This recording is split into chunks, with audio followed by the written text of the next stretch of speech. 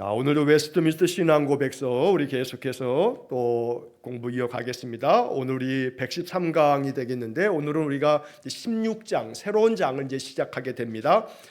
새로운 장의 주제는 선행에 관하여라는 얘기입니다. 선행에 관하여. 단순히 선행이라고 하는 이 제목만 보면 선한 일 뭐 이런 것으로 읽혀지면 이게 자칫 그냥 도덕적이고 윤리적인 그런 선을 얘기하는 건가 이제 할 수 있지만, 이 웨스트민스터 신앙고백서가 얘기하는 이 선행이라고 하는 것은 우리가 이제 뭐 도덕 시간에 뭐 옛날에는 학교에서 윤리 시간에 배우는 윤리 도덕을 얘기하는 게 아닙니다. 그래서 우리 신앙에 있어서 선행은 어떤 건가라고 하는 것도 배우고, 웨스트민스터 신앙고백서에서 이 선행에 관하여라고 하는 장이 내용이 좀 많습니다. 7개 항으로 쭉 구성되어져 있는데 조금은 우리가 요 이야기를 그 글자를 쭉 이 신앙 고백의 그 문장들을 읽어가면서 조금 자칫하면 지금 말씀드린 것처럼 윤리 도덕의 기준처럼 여겨지는 부분에서 그것이 아니다. 성경적인 의미에서 선행이라고 하는 것을 뭐라고 얘기하는가라고 하는 그런 정리이기 때문에 우리가 이 부분을 좀 이 내용을 살피면서 우리가 잘 또 확인하고 또 정리를 할 수 있으면 좋겠습니다. 자, 이 이야기를 시작하기 전에 한 가지 여러분들께 좀 당부드리고 싶은 것은, 제가 이제 주일날도 좀 그 얘기를 좀 한번 해야겠다 이제 싶습니다만, 주의해야 할 요즘에 그 내용이 있어서 오늘 이 웨스트민스터 신앙고백서 하기 전에 좀 여러분들께 이 말씀을 드립니다. 그게 뭐냐면 여러분 아마 다 아실 거예요. 가수 박진영 아시죠? 예? 가수 박진영. 얼마 전에 이재명 정부가 들어서면서 무슨 예술 문화 무슨 뭐의 위원장을 맡아서 그게 위원장의 장관급이거든요. 그러니까 장관 레벨의 그 직책을 뭐 문화예술 무슨 위원장인가 뭐 그래서 그걸 맡았거든요. 근데 이 박진영 씨가 몇 년 전부터 천열매들이라고 하는 유튜브에서, 거기 이제 오프라인 예배들도 있어요. 서울도 있고 또 여러 지역에 보니까 있더라고요. 또 미주에도 있는 것 같아요. 미국에서도 있는지 하여간 뭐 그 천열매들이라고 하는 것이 있는데, 이게 이제 유튜브로 저도 어떻게 하다 보니까 유튜브 링크가 이렇게 들어와 있어서 박진영이가 무슨 성경 강의를 하나 하고서 이제 들어가서 몇 개를 보면서 요거 주의를 기울여야겠는데 해가지고 제가 유심히 그 몇 개의 강의들을 쭉 이제 살펴보면서, 혹시라도 이제 기독교 신자들은 이렇게 교회 예배라든가 막 이런 것들을 유튜브에 검색하면서 그러면 이제 알고리즘에 의해서 다른 기독교 다른 교회들이라든가 다른 기독교 관련된 영상들이 뜨거든요. 그래서 그런 것들이 뜨다가 박진영 씨도 기독교 신앙의 내용들을 이제 쭉 올리고 있기 때문에 자칫하면 그거를 박진영 씨도 뭘 하네 하고서 보다 보면 여러분들이 그 얘기에 그런가 보다라고 할까봐 뭐 굳이 뭐 들어가서 보실 필요는 없는데, 만약에 이 박진영 씨의 어떤 영상이 이렇게 있거나 그렇게 되면 만약에 혹 보신다 할지라도 주의를 기울이셔야 되기 때문에 이거는 굉장히 나중에는 이게 좀 문제가 될 소지가 아마 농후해요. 제가 볼 때는 그래서 몇 년 전에는 한 우리 기독교 인터넷 신문 중에서 박진영 씨가 뭐 구원파 쪽이 아니냐 막 이제 그런 어떤 뉴스도 나온 적이 있어요. 박진영은 나중에 영상을 내가 하나 보니까 나를 막 구원파라고 뭐라 그러는데 그건 아니라 막 그러면서 이제 그런 얘기 강의도 있었어요. 제가 쭉 몇 개를 쭉 좀 들어보다 보니까 그런데 신학적으로는 세대주의자들이라고 하는 것도 신학적 명칭이 있어요. 이 세대주의라고 하는 게 여러 가지가 있어요. 세대주의도 뭐 여러 종류가 있는데 전체 인류 역사를 6,000년으로 보는 거예요. 그래서 예수님 오시고 난 다음에 2,000년이잖아요. 그리고 인류가 그 앞으로는 구약 시대는 4,000년으로 거슬러 올라간다 해서 전체를 6,000년이라고 하는 인류 역사로 보고, 그리고 나머지 이제 1,000년은 천년 왕국이라고 하는 얘기를 자꾸 해요. 기본적으로 정통한 신학교회에서 신학 수업을 받고, 이게 2000년 교회 역사 가운데 이 근자에 와서 이제 신학계에서 요한계시록에 나오는 천년왕국에 대한 언급들이 있거든요. 천년 동안 왕노릇하리라 라고 하는 구절들을 일컬어 천년왕국 이런 얘기를 하는데, 이 천년왕국에 대한 부분에서 전천년왕국설, 후천년왕국설, 무천년왕국설 이런 세 가지가 있어요. 쉽게 말하면 이 천년왕국이라고 하는 이 하나님 나라가 예수님이 재림을 언제 하느냐, 천년왕국 전에 예수님이 재림한다, 재림하시고 난 다음에 천년왕국이 이루어지는 거다, 이거 전천년왕국설.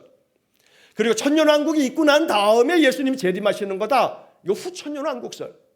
아니다, 요한계시록의 천년왕국이라고 하는 것은 그것 자체가 천년이라고 하는 어떤 그런 기한으로 어떤 왕국이 있거나 그런 게 아니고 이건 상징적인 신학적인 그런 상징적 의미를 가지고 있는 거다 하면서 이제 그것을 다르게 이야기하는 것 중에 이제 천년왕국이라고 하는 것은 그렇게 전천년왕국이나 후천년왕국에서 얘기하는 것처럼 그런 게 있는 거 아니다라고 하는 게 이제 무천년왕국설. 그런데 정통신학교에서 가르쳐주는 천년왕국에 대한 신학적 정리는요, 무천년왕국설이에요. 무천년설을 얘기하는 거예요. 우리 장로의 신학대학에서도 조직신학을 가르칠 때 무천년왕국설을 가르쳐요. 총회신학교, 총신대학에서도 역시 마찬가지고요. 정통한 교단들은 다 무천년왕국설을 신학적으로 얘기를 해요. 전천년왕국, 후천년왕국 이런 얘기들도 그렇게 얘기하는 어떤 것들을 얘기하지만 그렇게 말하지 않는다고요. 그러니까 이렇게 천년왕국설을 얘기하는 사람들은 흔히 다 하는 말이 뭐냐면 7년 대환란 이런 얘기를 해요. 그래서 예수님께서 공중에서 재림하시고 그 재림하실 때 밑에 있는 이 땅에 있는 사람들은 휴고, 들림받고 공중에서 7년 동안의 잔치가 벌어지고, 그렇게 들림받지 못한 사람들은 7년 동안의 대환란을 겪고, 그리고 난 다음에 주님께서 이 땅에 오셔서 그래서 심판을 하시고 천년왕국이 이루어진다. 대체적으로 이렇게 시나리오로 얘기하는 전천년왕국설을 얘기한다고요. 자, 신학적으로 그런 입장을 가질 수는 있지만 그것이 정통한 신학적 어떤 입장은 아니거든요. 그래서 제가 요 최근 한 1, 2주 동안에 박진영 씨의 그 여러 그 설교하는 얘기들을 쭉 들어보면서 요것은 아주 매우 이제 이렇게 전통적이고 정통한 신학적인 입장에서 이렇게 한 발짝 이렇게 벗어나는 얘기들을 중간중간에 툭툭 던지면서 얘기를 해요. 그가 이제 강의에서 하는 성경을 사용하는데 그 성경도 말씀 보존 학기에서 나오는 킹 제임스 한글 성경을 사용해요. 킹 제임스 한글 성경 자체가 신학적으로 이게 성경적인 정통성을 인정받지 못하는 성경이에요. 근데 그게 옳다고 막 주장을 해요. 그래서 우리는 지금 개역개정 성경을 쓰고, 그리고 우리는 아침에는 지금 세번역 성경을 쓰고, 제가 주보에다가는 종종 이 번역 성경들을 봐야 된다 하면서 쉬운 성경도 올리고 이러는데, 한글 성경으로는 이러한 성경들, 카톨릭하고 같이 번역한 공동번역 성경, 뭐 이러한 성경들, 또 최근에 작년에 번역된 새한글 성경이라고 하는 최신 번역도 있어요. 이게 다 신학자들이 원문을 가지고 번역한 성경들인데, 킹 제임스 버전 성경은, 킹 제임스 한글 성경은 1700년대 나왔던 킹 제임스 영어 성경을 번역한 거예요. 그래서 이 번역 성경 자체가, 킹 제임스 성경 자체가 사실은 이 신학계에서는 문제가 좀 많아요. 이게 신학적으로 그거 가지고 막 논거를 삼고 이런 부분들은.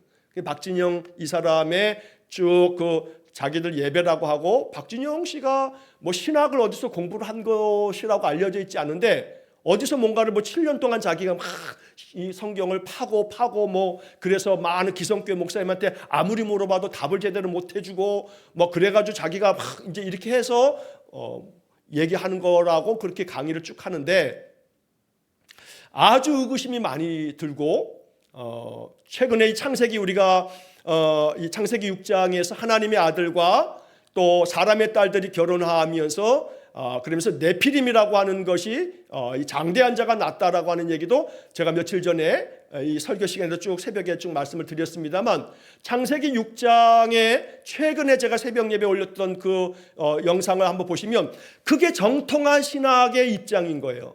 그런데 박진영 씨는 뭐라고 하냐면, 제가 어저께도 그 강의를 들었는데, 하나님의 아들을 정통 모든 교회들은 그건 천사라고 얘기하고, 사람의 딸들은 사람인데 천사와 사람이 성적 결합을 해서 나온 게 네피림이라고 많은 교단들이 신학교에서 다 그렇게 가르친다라고 주장을 해요. 순 거짓말이에요. 신학교에서 그렇게 가르치는 데가 별로 없어요. 그렇게 얘기하는 어떤 입장을 가지고 있는 사람들이 있긴 한데 정통 신학교에서 그렇게 네피림이라고 하는 창세기 6장에 하나님의 아들과 사람의 딸이 결혼을 해서 네피림이 나는 것에 대한 이야기를 그렇게 정리하지 않거든요. 그런데 다 그렇게 신학교에서 목사님들 다 신학에서 그렇게 배워가지고 다 그렇게 가르친다라고 얘기한단 말이에요. 그러면서 하나님의 아들은 셈의 후손이고 사람의 딸들은 가인의 후손이어서 그렇게 그들이 결혼한 것에 대한 이야기는 그게 뭐 몇몇 사람들이 그렇게 얘기를 하기도 하고 뭐 그런다라고 하지만 그 몇몇 사람들이 얘기하는 게 아니라 저도 아침에 그렇게 강의를 했습니다만 그게 정통한 해석인 거예요. 그런데 그런 부분들을 일부러인지 아니면은 잘못된 데서 그걸 교육을 받아서인지 왜곡을 하여서 가르치면서 그러면서 한다는 얘기가 뭐냐면 그래서 마지막 결론에 가면 거기서 말하는 하나님의 사람과 사람의 딸이 결혼해서 거인족인 그 네피림이 나왔다. 이 말씀 버전 학회 이 킹 제임스 버전 성경에서 거인족이라고 번역하는데 우리 개역 개정은 네피림이라고 번역을 하거든요. 제가 그 네피림이라고 하는 그 히브리 말의 유래가 뭔가에 대한 것도 아침에 제가 말씀 다 드린 바가 있어요. 그러면서 하는 말이 그 하나님의 사람이 뭐냐면 아담과 하와가 에덴 동산에 있을 때 낳은 자식들이 하나님의 사람이라 이런 논리를 펴고 있어요. 성경에도 없는. 그러니까 아담과 하와가 에덴 동산에 있을 때 자식을 낳았다고 얘기하는 거예요. 그런 논리로 얘기하고 있다고요. 이거 많이 위험해요. 많이 위험해요. 그런데 박진영이가 그 강의를 하면서 새 첫 열매들이라고 하는 그 교회 공동체처럼 이게 모이는 건데 자기들 교회라고 하고 그러면서 기성교회들의 성경 가르침이 굉장히 잘못된 것의 뉘앙스로 이제 자기들이 뭐 얘기하는 것에 대한 뭐 밀크 시리즈도 다 봐야 된다. 복음 시리즈도 다 들으라고 하고 막 그러는데 그게 매우 이 성경적인 신학적 해석에 있어서 오류가 있고 문제가 있는 이야기들을 하고 있어요. 그래서 여러분들께 제가 오늘 이 웨스트민스터 신앙고백서를 하면서 혹시라도 제 유튜브에도 이렇게 이 알고리즘이 뜨는 걸 보니까 혹여라도 여러분들 중에 그런 걸 떠가지고 혹여라도 그걸 보게 되면서 그것이 맞는 모양이구나. 박진영이 얘기할 정도면 이게 맞겠지.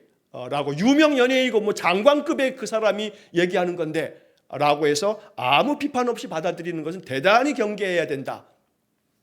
이거 아마 몇 년 지나지 않으면 각 교단에 이단 사이비 그 연구위원회에서 그 가르침들이 유튜브 영상들이 다 올라와 있기 때문에 그거에 대한 아마 심사가 들어갈 수도 있을 가능성이 농후해요.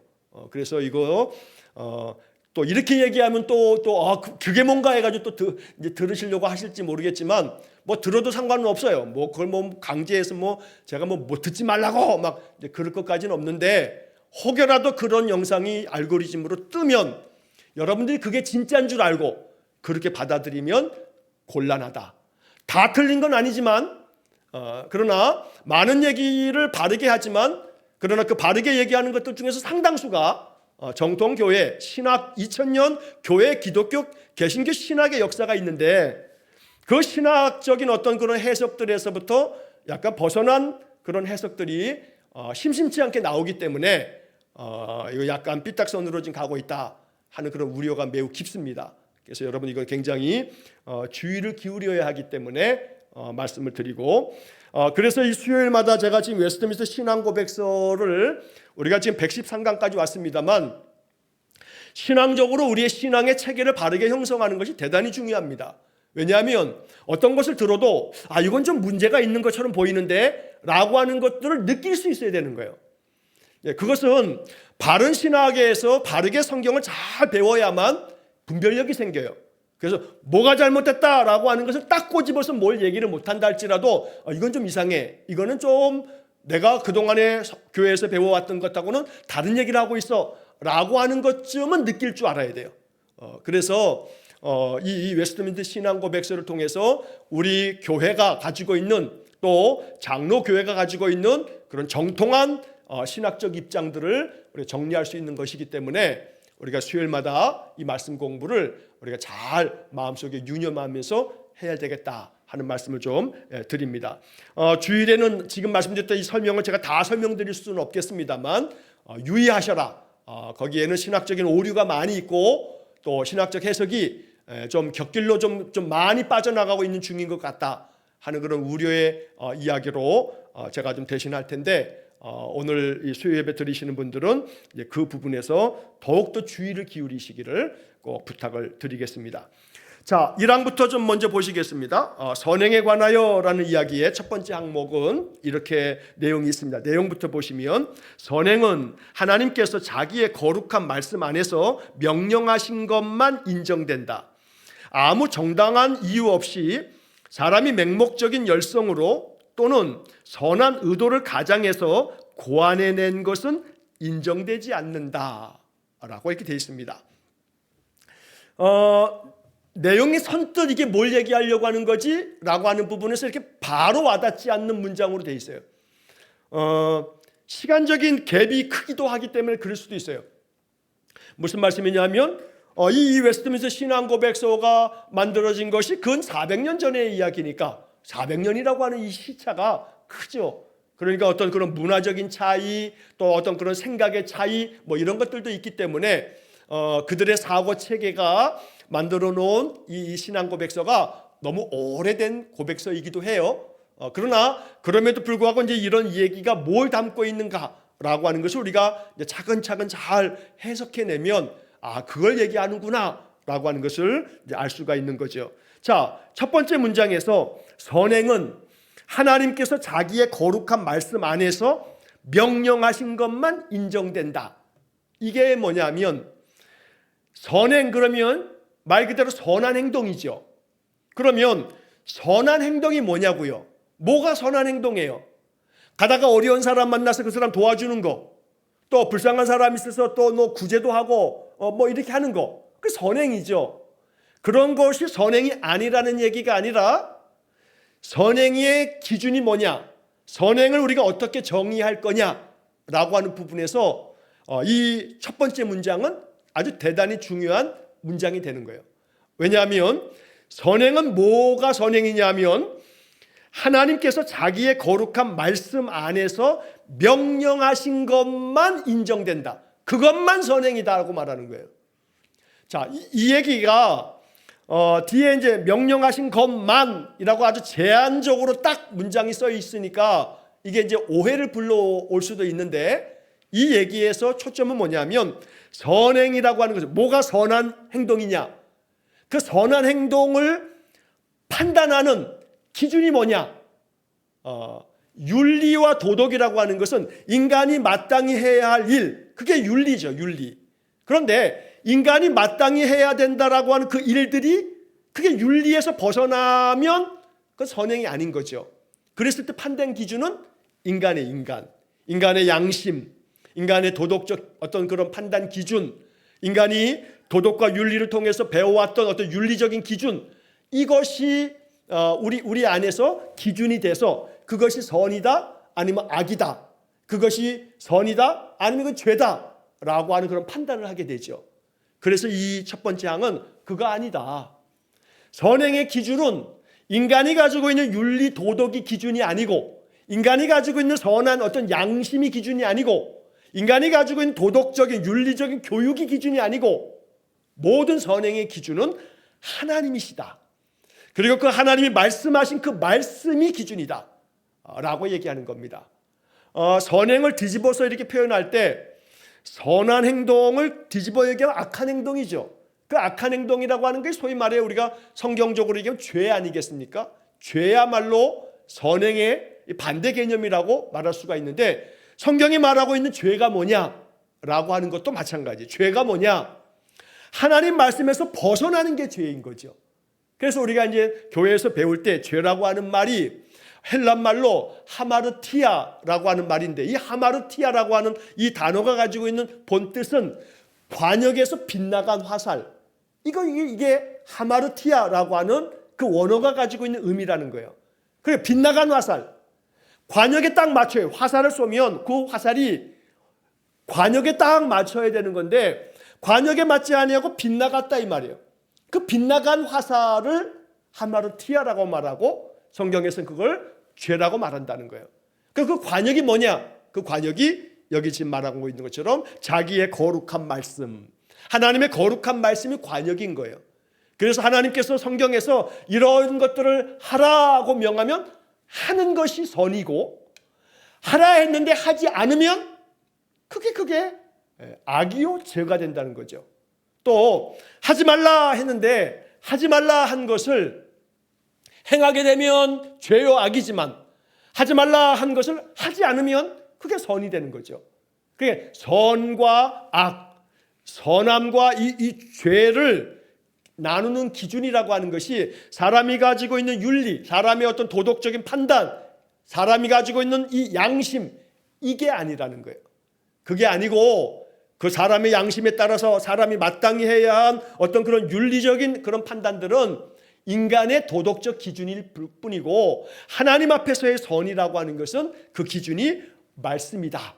그래서 여기 문장은 하나님께서 자기의 거룩한 말씀 안에서 명령하신 것만 하나님은 선행이라고 인정하신다라고 얘기하는 거예요.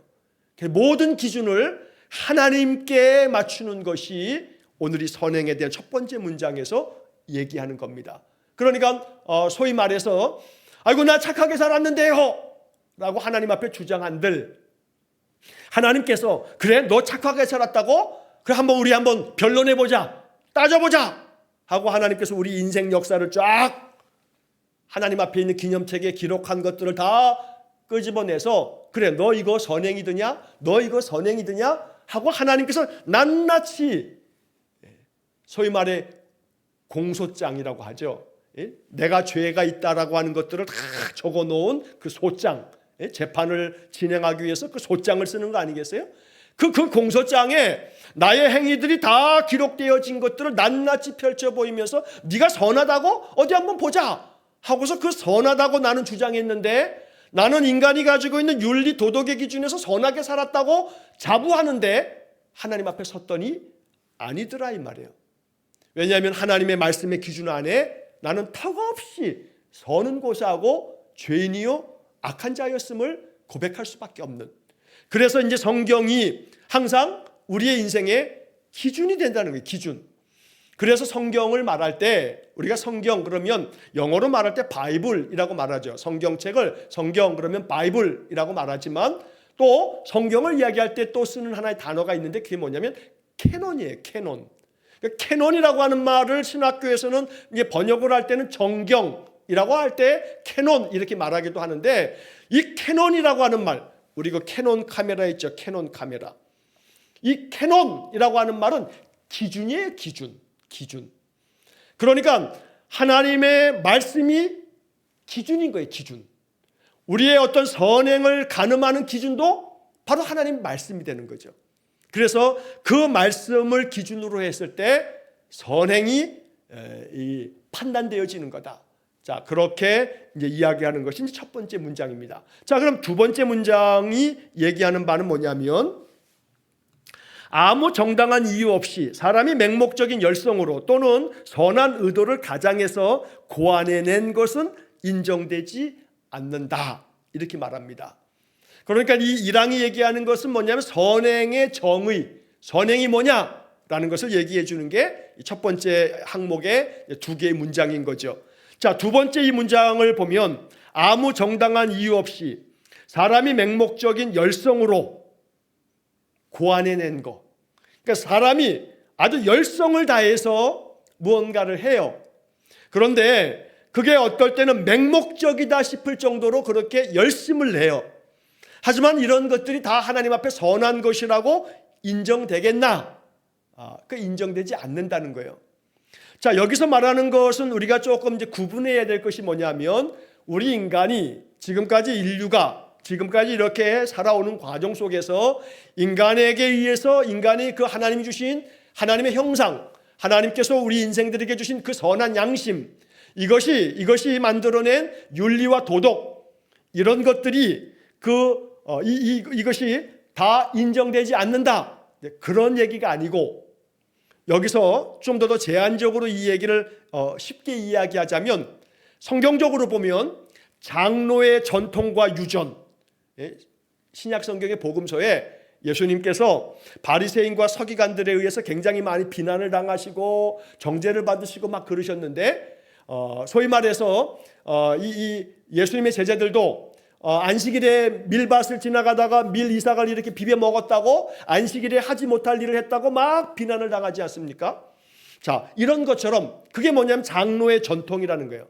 장로의 전통이라고 말하는 성경의 표현은 뭐냐면 그 옛날 구약 시대에 하나님의 율법에 대한 율법 해설서가 있어요. 미시나 미드라시, 이게 대표적인 율법 해설서예요. 랍비들이 이 구약의 성경 율법서, 이 모세오경하고 또 선지서들, 이런 것들을 통해서 하나님 앞에서 우리가 지켜야 될 그런 율법이 이러이러한 거다 해서 유대인들의 율법을 우리가 흔히 이제 신학교에서도 일반적으로 배우는 게 613가지다. 이렇게 배워요. 율법의 가지수가 성경에 기록된 게 613가지다. 이렇게 이제 이야기들을 하는데 그 613가지의 금지 명령 또 아니면은 하라고 하는 명령, 이런 명령들은 어떻게 준행해야 되는가라고 하는 것들을 해설해 놓은 거예요. 그게 미슈나 미드라시라고 하는 대표적인 그런 해설서들이 있어요. 그게 오랜 동안에 이어져 내리면서 예수님 당시에도 그 장로의 전통에 의해서 그것들을 지켜가야 되는 거예요. 무작정 지켜가는 거예요. 맹목적인 열성을 다해서 지켜가는 거예요. 그러다 보니까 안식일법도 마찬가지예요. 안식일법도 안식일에는 아무것도 하지 말라고 했으니까 무조건 안 하는 거예요. 무조건. 밀을 이렇게 비벼 먹은 것도 안식일 저촉인 거죠. 안식일에 병자를 고치는 것도 안식일에 하지 말아야 될 것을 한 거고, 안식일에는 일정한 거리 이상을 가면 안 되는데 그걸 또 지나가면 그것도 법에 위반되는 거고. 그래서 지금 이 얘기는 그걸 얘기하는 거예요. 지금도 유대인들은, 현대 이스라엘 사람들, 정통 유대인들은 지금도 예루살렘에 가면 토요일 저녁이 되면요, 까만 이 정통 유대인 복장을 한 사람들이 이 예루살렘의 그 호텔마다 한 5-6시가 지나게 되면, 일몰 시간이 지나고 나면 예루살렘에서 우리식으로 하면 토요일 날 오후가 되게 되면 막 그냥 개미떼 같이 막 사람들이 호텔에서 체크아웃하고 나와요. 그래서 성지순례를 할 때 보통 예루살렘에 들어갈 때는 금요일 저녁에는 체크인을 거의 못해요. 유대인들이 다 금요일 저녁에는 다 풀 부킹해요. 예약할 호텔이 없어요. 그래서 싸게 들어가려면 토요일 저녁에 성지순례 팀들이 토요일 저녁에 들어가는 거예요. 토요일 저녁이면 유대인들이 다 나와요. 그래서 호텔이 다 벼요. 그래서 저희들도 예전에 성지순례 한번 갔을 때 그때 토요일 저녁에 예루살렘에 들어가서 호텔 체크인 했거든요. 그때 그 광경을 봤어요. 막 그냥 까만 거 이렇게 막 이 구렛나루 시험에 까만 이렇게 요거 뭐 모자도 쓰고 정통 유대인 그 사람들이 호텔에서 무지하게 나와요. 왜 그러냐면 그들은 지금도 지금도 그래요. 지금도 이스라엘 사람들은 율법을 지키는 자들이기 때문에 안식일법에 아무것도 하지 말라고. 그래서 집에서는 요리도 해 먹어야 되잖아요. 그러니까 불도 켜면 안 돼. 스위치 켜면 안 돼. 그것도 안식일 하지 말아야 될 거예요. 스위치 켜면 안 돼. 깜깜하게 있어야 되는 거예요. 그래서 집에서 있을 사람들은 그 전날 금요일 저녁부터 토요일 저녁까지가 안식일인데, 그럼 금요일 오후가 되게 되면 불 다 켜놔요. 다 켜놔. 왜냐하면 그거 끄면 안 되기 때문에. 그러니까 웬만한 사람들은 금요일 저녁에 호텔을 다 잡아가지고 체크인하고 들어가서 룸 서비스 받으면서 하루를 지난 다음에 토요일 오후에 호텔에서 나와요. 아주 희한한 광경이에요. 자, 맹목적인 열성으로 성경을 지킨다고는 하고 있지만 그러나 그것들이 다 인정되는 것은 아니다라고 얘기하는 거죠. 그러니까 이 이야기는 어떤 점에서 성경의 말씀이 기준이 되는데, 그런데 아무 정당한 이유 없이 사람이 맹목적인 열성으로 그들의 조상들이 만들어 놓았던 그 전통을 따라가지고 무조건 이렇게 행하는 거, 이거 선행이라고 인정되지 않는다, 이런 얘기를 하고 있는 거죠. 그래서 이 이야기는 좀 더 발전시키자면 성경의 이야기, 안식일법도 마찬가지고, 그래서 예수님께서 십자가에 못 박히도록 이 산헤드린 공회가 예수를 고발하고 빌라도의 법정 앞에 세우고 이랬던 것들 중에 주 요인 중에 그들의 논리는 이 예수가 신성모독이다 라고도 할 뿐만 아니라 장로의 정통과 유전을 다 깨뜨리기 때문에, 율법을 다 훼손하고 있기 때문에, 내가 안식일의 주인이다, 안식일이 사람을 위해 있는 거지 사람이 안식일을 위해 있는 게 아니다 라고 하는 이런 해석들이 이단이었던 거예요, 이 유대인들의 눈에는. 그러니까 이 예수의 가르침에 대해서 그들은 철저히 저는 돌에 맞아 죽일 놈이라고 생각하니까 빌라도의 법정에 고발을 하고 예수를 죽이라고 돈으로 매수하고 예수님이 십자가에 못 박혀 죽는 그런 최후를 맞게 되는 거죠. 자, 웨스트민스터 신앙고백서의 이 이야기는 지금도 마찬가지예요. 그래서 여기 이 두 번째 항목에서 우리가 주의 깊게 봐야 할 것은 맹목적인 열성으로 라고 하는 표현이에요. 맹목적인 열성. 이거 안 돼요. 맹목적인 열성은 안 돼요. 그래서 기독교 신앙은요, 맹목적인 열성으로 받아들여야 될 신앙 체계가 아니에요. 소위 말하면 그냥 무조건 믿어라, 믿으면 된다, 의심하지 말아라, 의심하는 것이 이거의 죄다, 막 이러면서 몰아붙이면서 아멘하라고 막 강요하듯이 이렇게 내몰아치는 거, 이거는요, 강단에 서서 그렇게 얘기하는 목사는요, 자기가 신학적으로 배운 바가 없다, 더 깊이 신학적 연구를 하지 않았다라고 소리치는 거에 불과하지 않아요. 신학적 체계가, 하나님의 이 말씀의 체계가 우리가 맹목적으로 믿어야 할 만큼 허술한 체계가 아니에요. 무조건 믿어 라고 말하는 그런 허접한 논리가 아니라 이 말이에요. 기독교 신앙과 하나님의 이 말씀이 갖추어진 이 신앙 체계는요, 하나님이 계시해 주신 이 성경의 말씀은 우리 인간의 이성과 우리의 합리적 사고를 뛰어넘는 하나님의 신성이 담겨져 있는 전능하신 하나님의 살아있는 말씀이거든요. 그런데 이것을 왜 맹목적으로 무조건 믿냐 이 말이에요. 따져보고 믿어도 충분히 믿을 수 있는 게 하나님 말씀인데, 따지면 믿을 수 없는 구석이 나오냐 이 말이에요. 그거 아니거든요. 따지면 따질수록 이 말씀이 진리의 말씀이라고 하는 것으로 도달할 수밖에 없는 말씀인데, 예를 들어 따지면 따질수록 이 말씀에서 오류가 발견된다든지, 따지면 안 될 어떤 뭔가 캥기는 게 있어서 그 따지지 마, 그 믿음 아니야 라고 몰아붙이면, 오늘날 같이 이성적이고 합리적 사고로 많이 배웠다라고 하는 이 현대 지성인들에게 따지지 말고 묻지도 말고 무조건 믿어라 라고 하는 게 이게 말이 되겠냐고요. 말이 안 될 뿐만 아니라 그렇게 하면 안 돼요. 기독교 신앙 체계가 그렇게 허접한 게 아니에요. 기독교 신앙의 가르침과 성경의 이 모든 말씀들은 매우 진리가 가득 찬 하나님 말씀인데 무조건 왜 믿냐고요. 따져보고 믿으세요. 그리고 이 말씀이 그러한가 하여 열심히 상고했던 베레아 사람들처럼 그렇게 말씀을 봐야 되는 거예요. 성경의 모든 말씀은, 창세기서부터 계시록까지 모든 말씀들은 하나님의 영의 감동으로 된 것이기 때문에 인간이 아무리 이 말씀을 끄집어서 막 갈갈이 찢어서 이건 말이 되네 안 되네 막 이렇게 몰아붙이려고 해도 그걸로 다 훼손되지 않는다고요. 그러니까 아무리 따져도 이 말씀이 진리의 말씀일 수밖에 없는 하나님의 감동된 말씀이기 때문에 따져볼 테면 따져봐라. 아니 기독교회가 하나님 말씀에 대해서 그렇게 자신 있게 따지려면 따져. 이 말씀에 대해 담겨있는 하나님의 뜻을 소위 우리가 말해서 변호하고 변증할 수 있어야 되는 거예요. 기독교 신앙은 그 정도의 신학적 어떤 배경, 백그라운드가 있는 거예요. 그렇기 때문에 맹목적인 열성으로 무조건 믿어야 돼 라고 해서는 안 된다.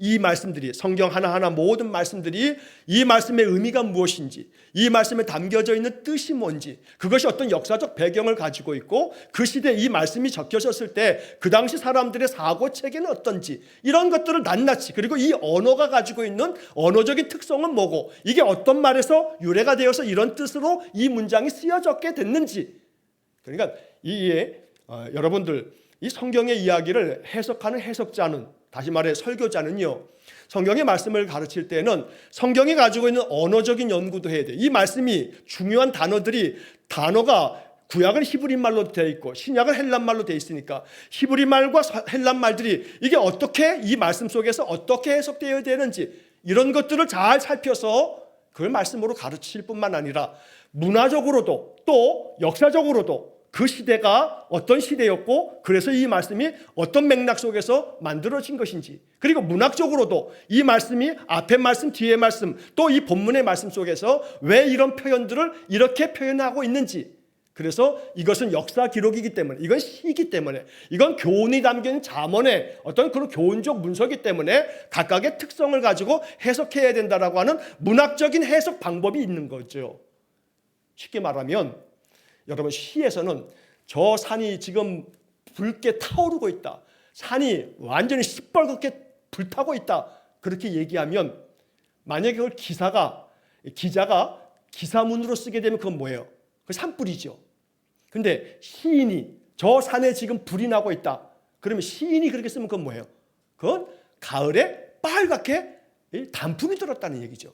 그러니까 시집에 써 있는 저 산에 지금 빨갛게 불이 타오르고 있다고 시인이 쓰면 그건 시적인 표현으로 단풍이 그렇게 빨갛게 물들었다는 얘기인 것이고, 기자가 신문에다가 기사로 저 산에 빨갛게 불타고 있다 저 산이, 그러면 산불 난 거고, 그러니까 그 문장을 누가 어떻게 어떤 형식으로 썼느냐에 따라서 해석이 달라져야 되는 거죠. 이것이 바로 성경을 문학적으로 이걸 어떻게 해석해야 되느냐라고 하는 문학 비평을 배우는 거예요. 성경 해석을 배울 때. 자, 그렇기 때문에 그런 부분들을 다 헤아려서 성경의 말씀들이 해석되어지고 그 말씀 속에서 오늘 우리에게 주는 메시지가 뭐냐라고 하는 걸 받아들여야 되는데, 무턱대고 믿어, 하나님 말씀이니까 라고 하게 됐을 때 우리는 잘못된 신앙으로 가도 전혀 비판하지 못하고 전혀 분별치 못하는, 그래서 엉뚱한 길로 가버리는 그런 문제가 발생할 수 있다. 그래서 이 문장에서 아무 정당한 이유 없이 사람이 맹목적인 열성으로 또는 선한 의도를 가장해서 고안해낸 것은 인정되지 않는다. 선행에 대한 얘기를 하는 것입니다만, 선행뿐만 아니라 성경 해석도 마찬가지고 신앙도 마찬가지인 거예요. 신앙의 열성이, 맹목적인 그런 열성이 이게 다 옳은 게 아니에요. 그래서 언제나 우리의 신앙이 성경의 기초 위에 바르게 형성되고, 선행조차도 마찬가지예요. 우리가 윤리 도덕적인 그런 선행, 단순히 이것만을 얘기하는 것이 아니라 이걸 넘어서서 모든 기준은 하나님의 말씀이 기준이고, 그리고 우리가 단순한 맹목적인 열성으로 행하는 것으로 그게 다 하나님 앞에 인정될 수 있는 것도 아니다 라고 말하면서, 그 다음에 이제 또 하나 설명하고 있는 것이 선한 의도를 가장해서 고안해낸 것은 인정되지 않는다. 선한 의도를 가장해서 라고 말하고 있어요. 이 표현은 좀 여러 가지로 이해될 수 있어서 뭐 어느 하나라고 딱 특정해서 말하기는 어렵지만, 선한 의도를 가장해서 라고 이렇게 얘기할 때, 제가 아까 시작하면서 말씀드렸던 가수 박진영 씨의 사례도 마찬가지예요. 저거가 아주 참 위험성이 많아요. 창세기 6장에 사람의 아들과 하나님의 아들들과 사람의 딸들이 이제 그 자녀를 낳은 것이 그게 바로 아담과 하와가 에덴에서 쫓겨나기 전에 그때 낳은 자식들이다 라고 그렇게 해석하는 게, 이거는 나가도 참 많이 나갔어요. 그렇게 해석할 때 모든 게 다 이해가 되어지고 맞춰지는 거다라고 그렇게 강의를 하더라 이 말이에요. 이거는 아주 건너가도 많이 건너갔어요. 아니, 이제 이상한 논리를 이제 또 계속해서 얘기를 할 가능성이 커요. 그래서 저게 쌓이면 어느 교단에서도 이단 사이비, 뭐 이단까지 안 해도 사이비성이 농후하니까 이 사이비적인 어떤 그런 부분으로 한국교회 경고할 출입을 금하게 되는 교단의 결정이 내려질 가능성이 매우 농후해요. 그래서 선한 의도를 가장해서라고 하는 것이 오늘날 이단들이나 사이비 종파들이 그런 측면들이 많은 거예요.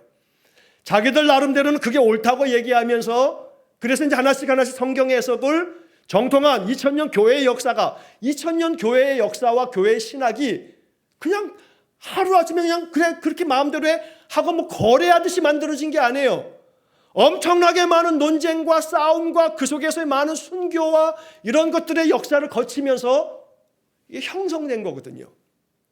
그래서 그런 것들을 도외시하고, 그런 것들은 마치 그냥 아무것도 아닌 양, 자기들이 가지고 있는 것만이 옳은 것인 양 막 이제 주장해야 되는 그런 논조는 굉장히 아주 위험성이 있어요.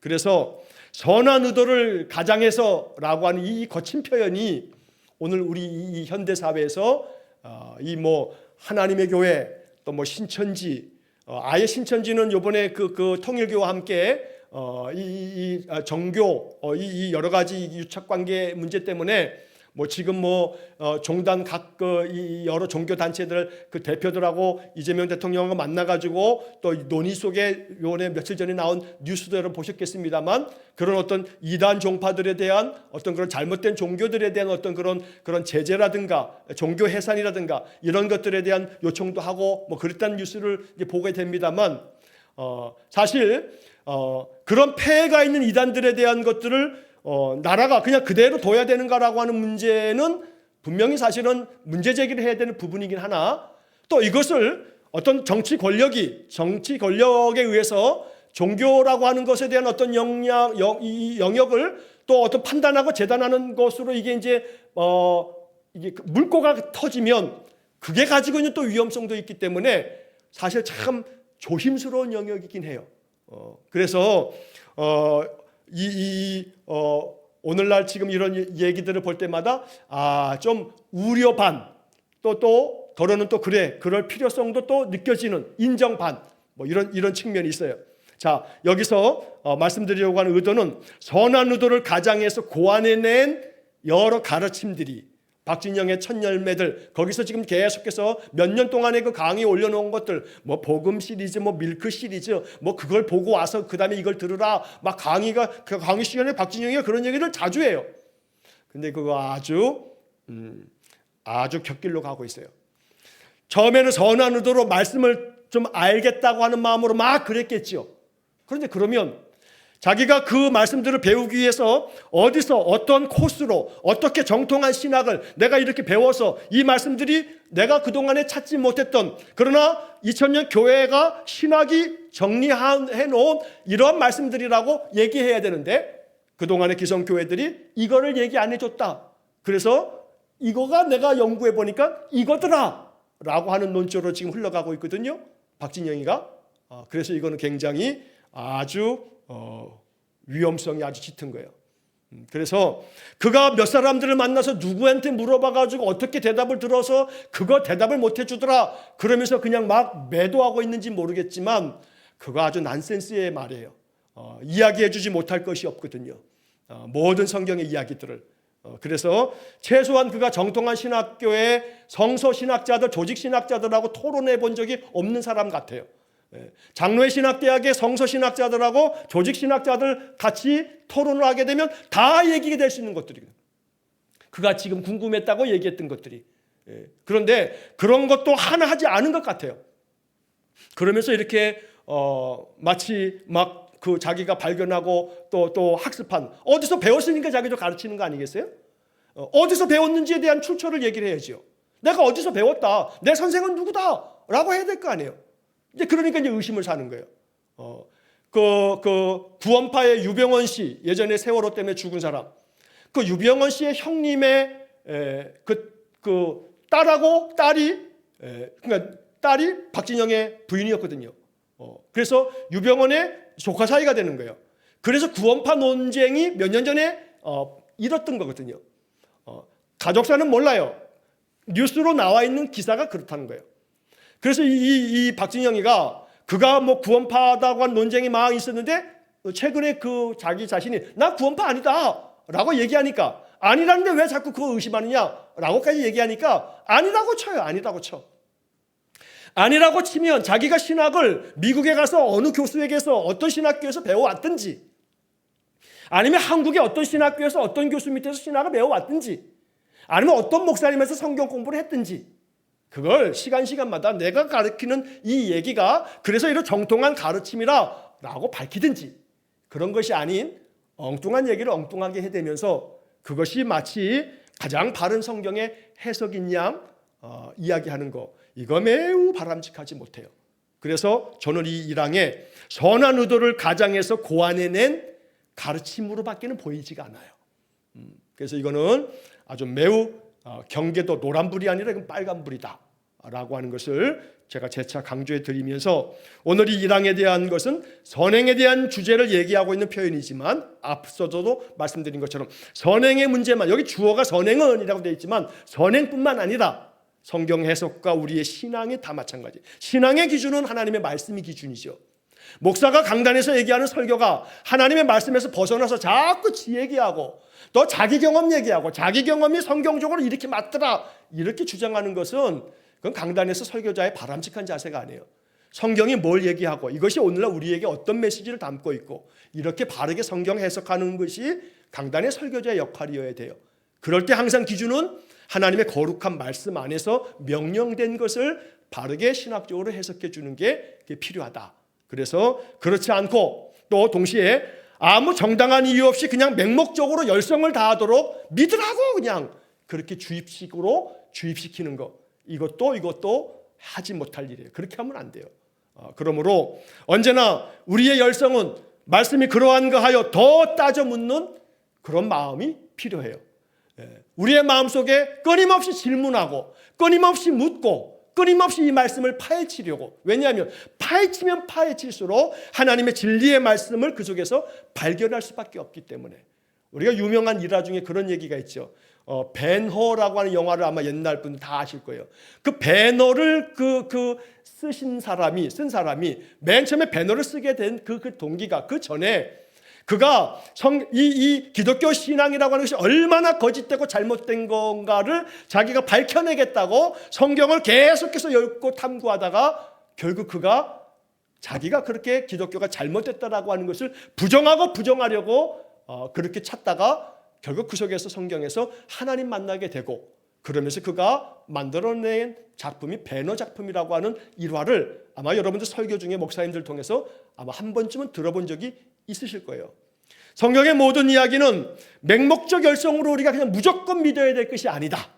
성경은 우리의 인간의 이성과 합리적 사고를 뛰어넘을 만큼의 전능하신 하나님의 진리의 말씀이기 때문에 우리가 이 말씀 속에서 아무리 파고파더라도 결국 만나게 되는 것은 진리의 복음을 보게 되는 것이다. 하물며 선한 의도를 가장해서 고안해낸 이단이나 사이비 종파들의 이거 헛된 가르침들, 마치 자기들이 대단한 복음을 발견한 것처럼 자기들이 가지고 있는 복음만 진짜 복음인 것처럼 기성교회들이 가르치는 것은 이거 다 신학교에서 잘못 배워서 그렇다.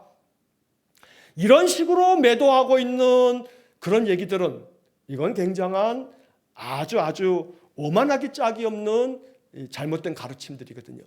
그래서 박진영이 위험하다는 거예요.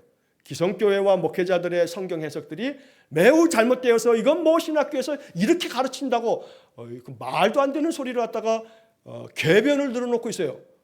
장로회 신학대학에 우리 예전에 오셨던 김진명 교수님이 구약학 교수예요. 그 양반하고 요즘에 유튜브 스타로 많이 잘잘법인가 거기 나오는 연세대에서 조직신학 가르치는 김학철 교수, 요즘에 유튜브에 많은 영상들 올라오죠.